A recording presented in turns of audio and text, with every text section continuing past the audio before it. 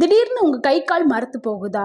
அப்போ இதை உடனே நான் சொல்கிற டிப்ஸை உடனே செஞ்சு பாருங்கள், உடனே அது சரியாயிரும். டிப் நம்பர் 1 வந்து என்ன பண்ணுறீங்கன்னா, தண்ணியை லைட்டாக வெதுன்னு சுட வச்சுக்கிறேங்க.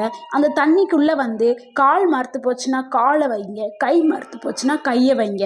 இதை ஒரு 15 நிமிஷம் வந்து கை கால் ரெண்டையுமே ஊற வச்சுருந்தீங்கன்னா ரத்த ஓட்டம் சீராக இயங்க ஆரம்பிச்சிடும். இந்த கை கால் மரத்து போகிறது சரியாயிரும். கை கால் மரத்து போகிறதுக்கான முக்கிய காரணமே வந்து ரத்த ஓட்டம் தடைபடுறதுனால தான் கை கால் மரத்து போய் வலி ஏற்படுது, தசை பிடிக்க ஆரம்பிச்சிருது.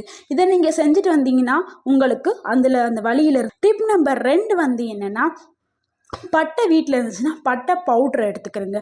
1 ஸ்பூன் பட்டை பவுட்ரு, 2 கப்பு வாட்ரு நல்லா காய வச்சுக்கிறேங்க. சுடு தண்ணியை காய வச்சு 1 ஸ்பூன் பட்டையை வாட்டரில் போட்டு கலந்து குடிச்சிட்டிங்கன்னா அதனாலையும் நம்மளுக்கு வந்து ரத்த ஓட்டம் சீராக செயல்படும், அதனாலையும் சரியாயிரும். இல்லை தயிர் வீட்டில் இருந்துச்சுன்னா தயிரை சாப்பிடுங்க.